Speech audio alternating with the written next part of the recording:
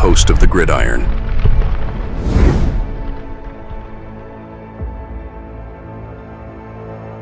Approaching free agency versus the draft. Now, how the Giants maybe allocate their money and all of that stuff.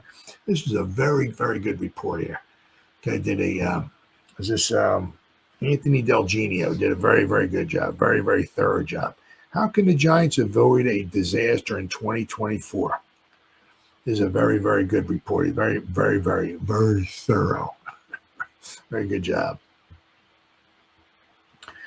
Depending upon whom you listen to, the Giants are either only a few players away from contending or at the start of a complete rebuild. The truth is probably somewhere in between, but no one knows right now. You can credibly disagree with me if at this time in 2022 you predicted that the Giants would get to the Divisional Round of the playoffs, or if you predicted at this time in 2024 that Washington would reach the NFL Championship Game or NFC Championship Game. Whatever any one of us thinks, the Giants need to improve at a number of positions through a mixture of free agent signings, draft picks, and maybe the occasional trade.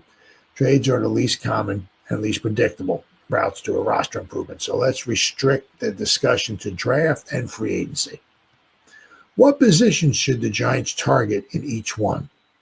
Let's assume the Giants' 5 biggest needs are in decreasing order of importance: quarterback, cornerback, defensive tackle, edge defender, and safety. It doesn't mean that they couldn't use depth at the other positions, only that these are the 5 positions they are likely to spend the most capital, financial, or draft on in the next 3 months.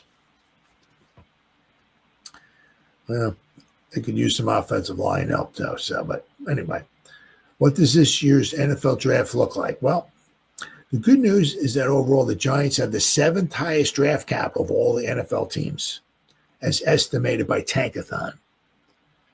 The Giants' value of all they're only got 8 draft picks, but their value is their 7th highest. Now the Browns have the number 1 overall, but the Giants only have 8 picks, which is good. It's got 8 picks, but the Browns have like 1, 2, 3, 4, 5, 6, 7, 8, 9, 10, 11. The Browns got 12 picks. They have 50% more picks than the Giants do. Jacksonville's got like 10. The Raiders have like 10. The Titans have a high value. The Patriots, sorry, buddy. Sorry, pal. Patriots have quite a few. The 49ers got a lot of picks. But the Giants have the 7th highest draft capital. So that's very good. Very, very good. Giants only rank 7th despite picking 3rd because a few teams that draft lower have a lot more picks. The chart above uses an outdated draft pick value formula as its basis, but the more up-to-date Fitzgerald Spielberger chart, wherever the heck they are, also ranks the Giants 7th in the draft power. The bad news is that depending on which position you need to fill, this draft may or may not be well suited for your needs. I looked at 4 big boards for the coming draft from the NFL Mock Draft Database, Pro Football Network, Pro Football Focus, and Dane Brugler of The Athletic, and asked how many players at each position are ranked in the top 32, 64, and 96, loosely rounds 1, 2, and 3. Brugler thus far has only released a top 50 ranking, which is several months old, so his only goes part of the way through round 2. The 4 independent sources taken together, the Sun column, All right, so quarterbacks. Let's see here. In round 1, well, let's see. Let's see, rounds 1, 2, and 3. I mean, some of them have like in the first 3 rounds, there might be like 5 to 7 quarterbacks possibly taken. The wide receivers, there's a lot of wide receivers. Running backs, there's quite a few running backs. Tight ends are pretty well. Offensive linemen, right? There's quite a bit. Edge defenders, a lot of edge defenders. In interior defensive line, there's quite a few of those as well too. Okay. If you're looking for an edge defender, as I would argue the Giants should be, you're in luck in this draft. 10 to 12 draft-worthy candidates in round 1 and 2. 10 to 12 in the first 2 rounds. On the other hand, if you're trying to find an interior offensive lineman, the cup board is relatively bare of players worthy of being taken that high. Interior offensive lineman, yeah. I mean, Pro Football Focus, interior offensive lineman has 2 players on the interior offensive line that are draft worthy, but in the 3rd round. They have none of them in the 1st round, none of them in the 2nd round. Let's see. Wide receivers and offensive tackles are also fairly abundant, while defensive tackles and cornerbacks are neither plentiful nor sparse. This draft is not teeming with high-level prospects. For this article, let's forget about the multitude of back-of-the-roster free agents the Giants will need to make decisions on. Yeah. The focus here is on starters and key depth players. How to approach free agency. According to Over the Cap, the Giants have about $32 million effective cap space. That will be left after they sign their top 51 players and their draft class, barring any trades that they have. That's middle of the pack in the NFL. Still, you can do pretty well if you target less valued positions, right? Avoid the premium free agents at any position. Fill every major hole in free agency with an acceptable starter before the draft. And don't shy away from a modest amount of void year costs, as the Eagles do. That's the only one of the biggest reasons why the Eagles are in the Super Bowl. They just put void years, right? So you don't have to go hog wild like Howie Roseman, Adam Peters did just fine. They played for the NFC last Sunday. 2 of your division rivals have learned to stop worrying and love the void. Coincidentally, they played for the NFC Championship last Sunday.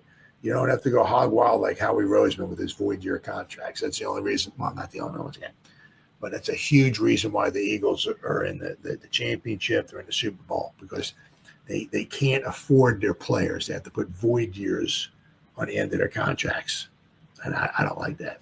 I don't like that at all. As an example, a small pool of elite inside offensive line prospects in the coming draft, according to the chart above, suggests that if the Giants are going to add to their existing room, free agency is the way to go. Giants did that last year with fairly good results. They signed John Runyon Jr., Greg Van Roten. Compare what the Giants did to how Carolina operated. The Panthers also beefed up their interior offensive line, signing free agent Robert Hunt to a 5-year contract with $20 million a year, 44 guaranteed. Damian Lewis to a 4-year, $13.5 million contract with $26 million guaranteed.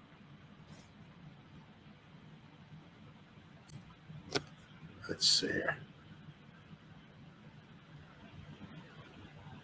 Yeah, so I mean, what the point out here is that you can spend a lot of money and obviously get a good return.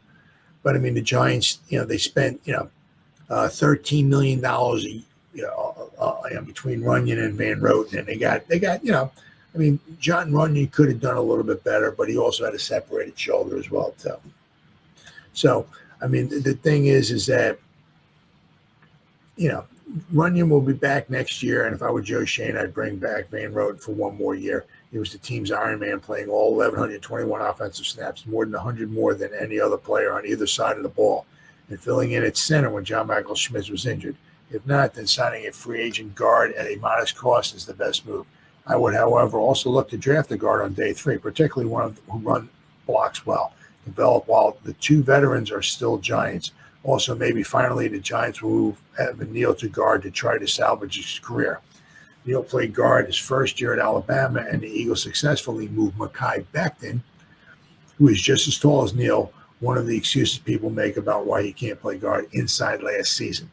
Speaking of center, if you think John Michael Schmitz should have a short leash in year 3 before the Giants move on, it doesn't look like a great year for them in the draft. None ranked in the top 64. So this year in the draft, center is a little thin. Quarterback is pretty simple. The Giants have to sign a bridge quarterback who can start in 2025, but that doesn't cost too much. Let's see here. The opposite of the inside offensive line example discussed above is the edge defender position. You don't want to shop at the high end in free agency for one, because the best command big contracts and there will be many good options in round 1 and 2 of the draft. If Shane brings Azeez Ojulari back on an inexpensive contract, you could argue that there isn't a need, but that's exactly the situation in which you can and should go best player available in the draft and deepen a key position in the process. Yep.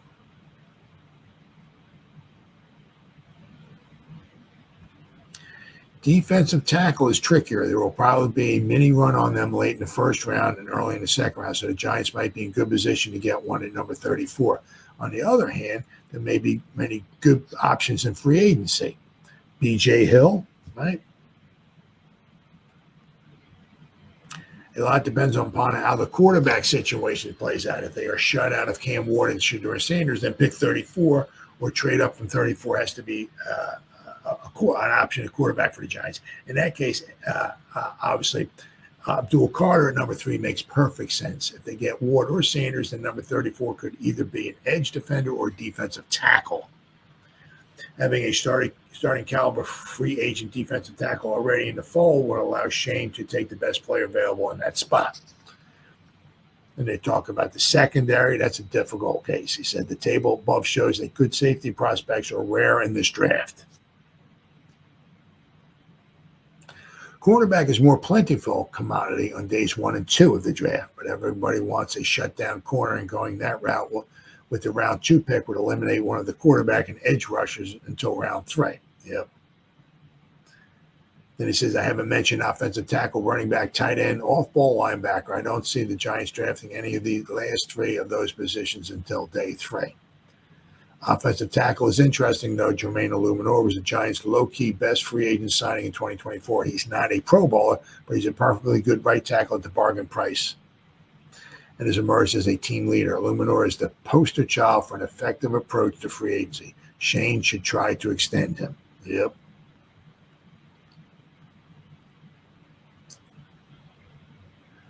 And he says, if I was the GM, external free agent signing, starters ignoring the many back of roster free agents and restricted free agents that the Giants will sign or re-sign at or near the vet minimum.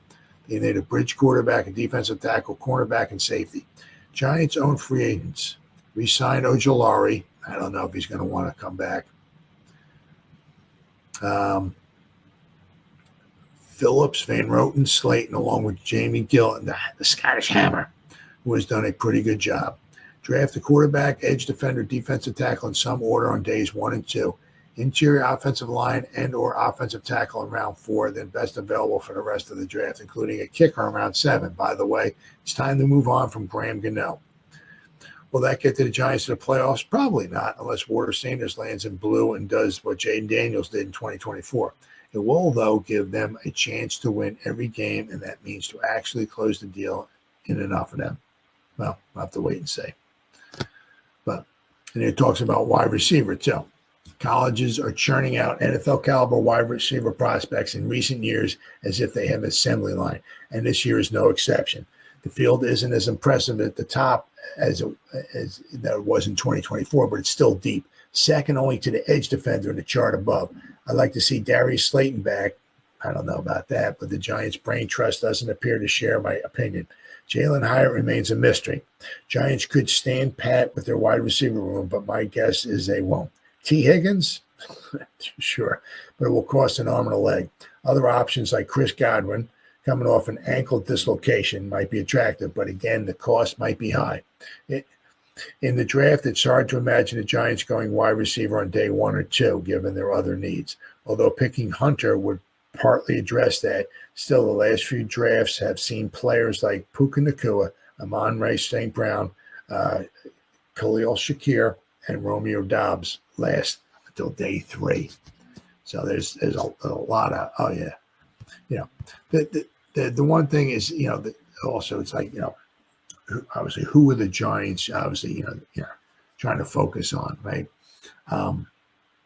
Obviously trying to get an edge rusher, that's something early on. I mean, if you hit something later on, you're really pretty lucky. I mean, you're going to wind up with like a Toman Fox or something like that. Somebody can get you some snaps, some downs, and all that, but how much production are you really going to get? So if you're trying to get an edge rusher, I don't want to do it early on, first or second round. Obviously, trying to get a defensive tackle next to Sexy Dexter would be huge. Obviously, as I said, once again, it all depends upon the quarterbacks too. But I mean, there's certainly different ways about going about it. The one thing I just don't like, and I never liked it, right, is the free agency is before the draft. I don't like that. Don't like it at all. You do the draft, right? You take the best players available, right, or whatever, right? You throw them on your roster, and you step back and you look. Okay, all right. So we got free agency starts in 3 weeks. All right. Let's see. Okay, we need this position. We need this position. We need. You fill in your roster with the free agents, right? You got your roster, right?